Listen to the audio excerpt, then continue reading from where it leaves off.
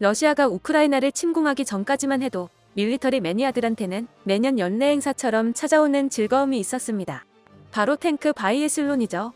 말 그대로 전차로 하는 철인 대회로 2013년부터 러시아가 개최했는데요. 개최국인 러시아뿐만이 아닌 동구권 각국의 전차병들이 참여해서 T-70이나 그에 준하는 성능의 전차로 모의 전차전이나 장애물 경주 등을 진행하는 대회입니다. 러시아 국방부가 경쟁 심리를 통해서 전차병들의 기량을 향상시키려는 목적으로 기획한 대회인 만큼 전차의 성능을 통일하고 겨루는 것인데요. 심지어 사격 시에는 온전히 병사들의 숙련도만으로 겨루기 위해 시스템적으로 정확도를 보정해주는 사통장치를 전부 꺼야 할 정도라고 하죠. 비록 한 번도 서방 국가들이 참여하지는 못했지만 마치 본격적인 스포츠 경기처럼 중계까지 곁들여 방송하는 만큼 보는 재미가 있었기 때문에 전 세계적으로 인기가 많았는데요. 2019년 이후로는 코로나19 팬데믹 사태에 이어 우크라이나 전쟁까지 겹치면서 대회의 명맥이 끊겨버린 상태입니다. 하지만 원체 좋은 눈요기였던 데다가 대회라는 특수한 상황 하에서만 할 수 있는 훈련 경험도 있었기 때문에 비슷한 종류의 대회가 여기저기서 열리곤 했습니다. 심지어는 북한에서도 조선인민군 땅크병 경기대회를 2016년에 연 적이 있죠. 유럽의 서방 국가들도 스트롱 유럽 탱크 챌린지라는 대회를 2016년과 2017년에 개최한 적이 있었습니다.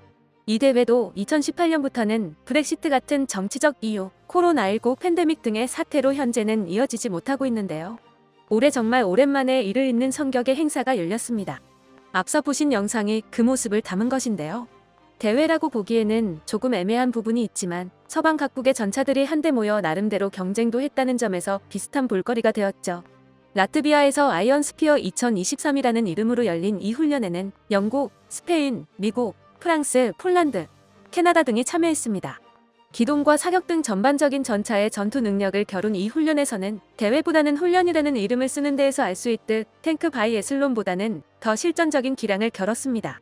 그래서 참여 기종의 성능을 제한했던 탱크 바이애슬론과는 달리 아이언 스피어에 참여한 각국은 현재 자국에서 운용하고 있으며 숙련도에도 가장 자신이 있는 기종을 끌고 나왔죠. 이번 훈련에서 1위의 영예를 손에 넣은 나라는 챌린저2를 끌고 나온 영국이었습니다. 현재 러시아를 최대의 안보 위협으로 지정하고 대립각을 세우고 있는 영국은 이번 훈련에서 우승하고도 러시아를 겨냥한 소감을 남겼습니다.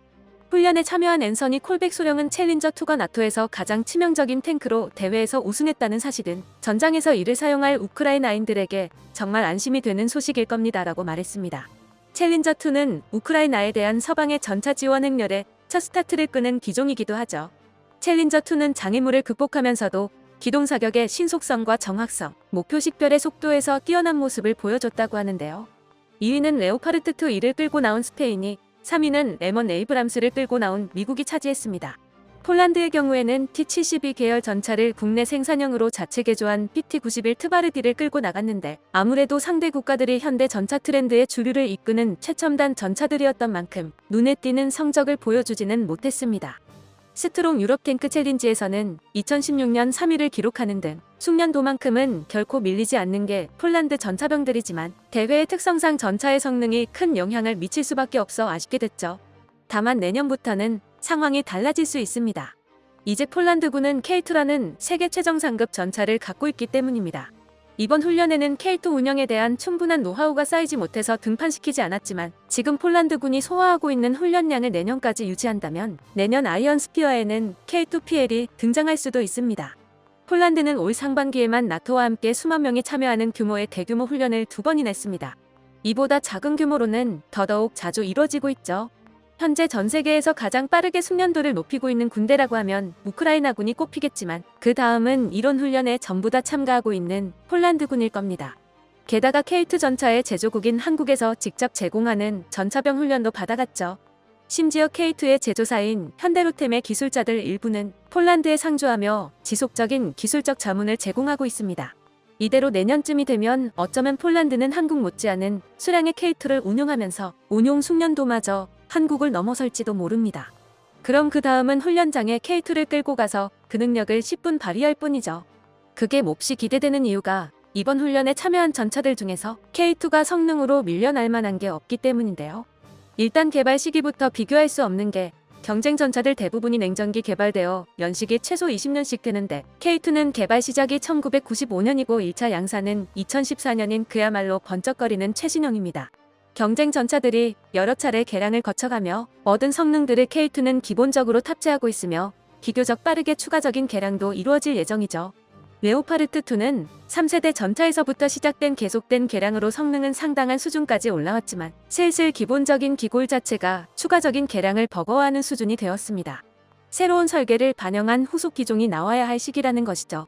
M1 에이브람스의 경우 열화우라늄이 사용된 탄약과 장갑재, 항공유를 먹는 엔진 등 예산이 썩어나는 미국이 아니고서야 감당이 되지 않는 설계로 인해 구설수가 많고 성능 역시 만들어진 시기에 비해서는 출중한 편이지만 K2에 비견할 바는 되지 못합니다. 그리고 이 두 종류의 전차는 개발국의 보수적인 성향으로 인해서 아직까지 자동 장전 기능조차 없다는 것도 문제입니다. 훈련에서 1위를 차지한 영국의 챌린저2도 어찌 보면 비슷한 문제점을 갖고 있는데 차통 장치가 충분히 발달한 지금에 와서도 과거의 강선포를 버리지 못해 포구 초속이 떨어지고 포신 수명 역시 짧습니다. 심지어 운전체계마저 옛날 방식 그대로라서 방향 전환을 핸들이 아닌 레버로 한다고 하죠. 이번 훈련에서 챌린저2가 높은 성적을 거둘 수 있었던 원동력은 전차장과 사수가 독립적으로 목표물을 동시 획득하는 헌터킬러 성능이 좋았기 때문입니다. 그런데 이 정도 성능은 K2의 경우 그냥 개발 초기부터 기본적인 성능으로 깔고 갈 수 있도록 만들어져 있죠. 프랑스의 르클레르 전차 같은 경우는 훈련에서도 인상적인 모습을 보여주지 못했는데 세계 최초의 3.5세대 전차였던 만큼 이제는 첨단이라고는 하기 어려울 만큼 연식이 밀려난 점이 있기 때문입니다.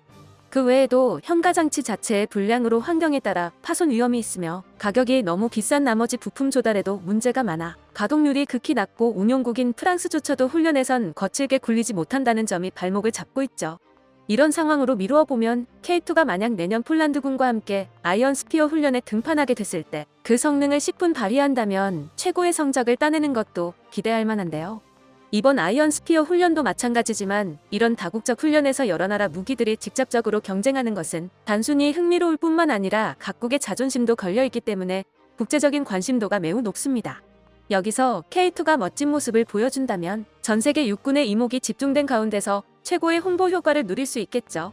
방산시장에서 이러한 입소문이 매우 중요한 것이 당장 다른 수출 효자 상품인 K9만 해도 노르웨이에서 도입 검토 중 시행한 테스트에서 엄청난 성능을 발휘했다는 소식이 유럽 전역에 퍼졌고 이것이 폴란드가 방산 빅딜을 결정하는 이유 중 하나로 작용하기도 했기 때문입니다.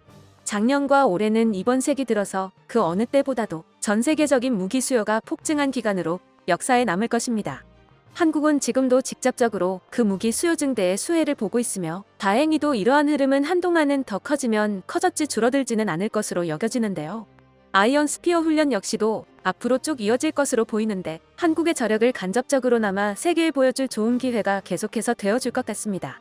다만 딱 한 가지 아쉬운 점이 있다면 원형인 탱크 바이애슬론과는 다르게 이번에 나온 영상 자료가 라트비아에서 유포한 한 가지뿐이었고 보는 재미를 더해주는 중계도 없었다는 점이었죠.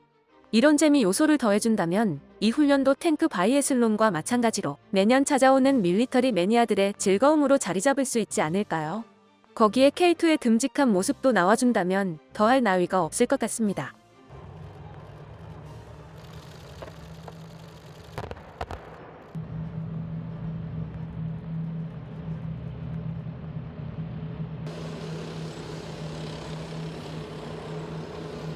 끝까지 시청해주셔서 감사합니다. 도움이 되셨다면 좋아요를, 다른 이야기도 궁금하시면 구독을 눌러주세요.